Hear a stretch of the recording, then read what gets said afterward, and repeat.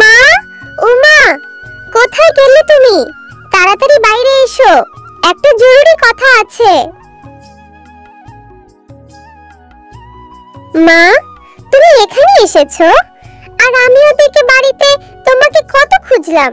মা, সবাই বলছে আজ বিকালে নাকি আমাদের বনে ঝড় হবে, আর ঝড়ে নাকি ঘরবাড়ি ভেঙে সবার ক্ষতি হবে। তাই সবাই নিরাপদ আশ্রয়ে যাচ্ছে। মা, চলো না আমরাও কোথাও নিরাপদ আশ্রয়ে যাই। টুম্পা, তুই কি সত্যি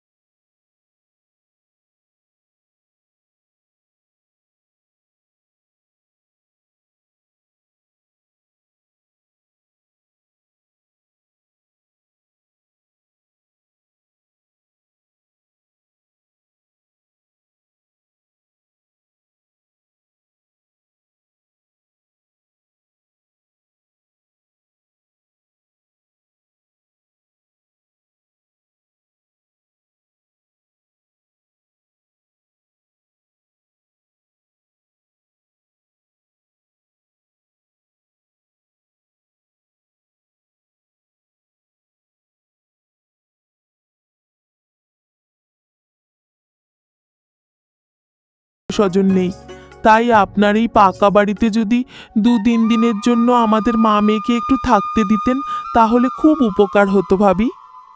আরে এই শেফা, আমার বাড়িটা তোদের মতো ভিখারিদের জন্য আশ্রয় কেন্দ্র বানায়নি যে যখন তখন কেউ এসে থাকতে চাইবে আর তাকে আমার বাড়িতে থাকতে দিতে হবে। আর তাছাড়া তোদের মতো গরিবদের দেখে আমার বমি পাচ্ছে। আমাকে আর ডিস্টার্ব করবি না। তোরা এখন আমার বাড়ি থেকে বেরিয়ে যা। আমার বাড়ির ত্রিসীমানায় যেন আর তোদের না দেখি। মা, বাঘিনী কাকিমা তো তার বাড়িতে আমাদের থাকতে দিল না। এখন আমরা কোথায় যাব? আর আমাদের বনে থাকলে তো আমরা ঝড়ের কারণে মরেই যাব। মা, এসব অলক্ষণের কথা বলতে নেই রে মা। সৃষ্টিকর্তার সাথে থাকলে আমাদের কিছুই হবে না। মা, চল এখন আমরা আমাদের বাড়িতেই ফিরে যাই। এরপর তারা মা মেয়ে তাদের বাড়িতে ফিরে যায়। আর সেদিন বিকাল থেকেই প্রচুর ঝড় বৃষ্টি শুরু হয়ে যায়। মা, টুম্পা, দেখ ধীরে ধীরে বৃষ্টি পড়ছে। তুমি ঠিক বলেছ মা। সৃষ্টিকর্তা সহা থাকলে আমাদের কিছুই হবে না। মা, টুম্পা, বৃষ্টি থেমে আকাশ পরিষ্কার হয়ে গেছে রে মা। তুই বাড়িতেই থাক, আমি বনে গিয়ে দেখি কোনো ফল পাই কিনা। ফল পেলে তোর জন্য ফল নিয়ে আসব। আমিও তোমার সাথে যাব মা। একা একা থাকতে আমার বড্ড ভয় করে। আর তাছাড়া এই বনে সবাই তো এই বন ছেড়ে চলে গেছে। আমি কার সাথে খেলা করব? আমাকে বরং তুমি তোমার সাথে নিয়ে যাও মা। আচ্ছা ঠিক আছে, তোর একা একা থাকতে হবে না, তুই বরং আমার সাথেই চল। দেখো না, এই কি কাণ্ড! ওই গাছটাতে গোলাপি রঙের একটা ফল ধরে আছে। ওই ফলটা আমাকে পেড়ে দাও না মা। ওই ফলটা দেখতে কি সুন্দর, খেতেও নিশ্চয়ই অনেক সুস্বাদু হবে।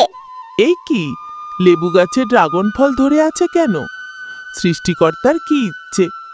দেখ, এই ফলের নাম ড্রাগন রে মা। দাঁড়া, তোকে আমি এক্ষুনি ফলটা পেড়ে দিচ্ছি।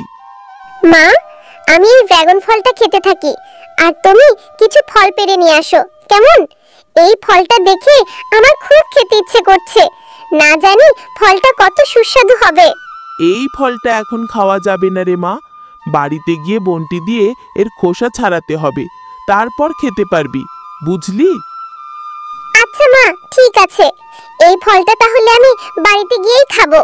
মা, এবার আমাকে ড্রাগন ফলটা কেটে দাও, আমি এই ফলটা খাবো। এরপর টুম্পার মা সেই ড্রাগন ফলটি কাটতেই ড্রাগন ফলটির মধ্যে থেকে একটা পরী বেরিয়ে আসে। এ কি মা, ড্রাগন ফলের ভেতর থেকে দেখছি কত সুন্দর একটা পরী বের হয়ে আসলো। এ কি পরী, তুমি এই ড্রাগন ফলের মধ্যে বন্দী হয়েছিলে কেন?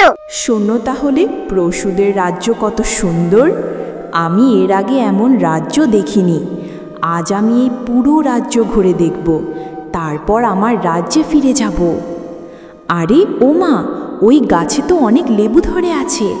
আমার তো ক্ষুধাও লেগেছে, আমি বরং কিছু লিচু খেয়ে নিই।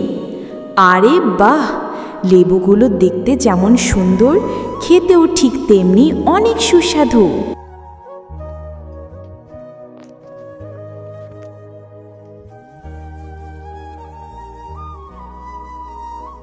এ কি, কার এত বড় সাহস আমার গায়ে ঢিল ছুঁড়ে আমার ধ্যানটা নষ্ট করে দিল? ও এই পরি, তুই এই কাজ করেছিস, তোকে তো শাস্তি দিতেই হবে। তোর শাস্তি হলো তুই এই ড্রাগনের মধ্যে বন্দি হয়ে থাকবি।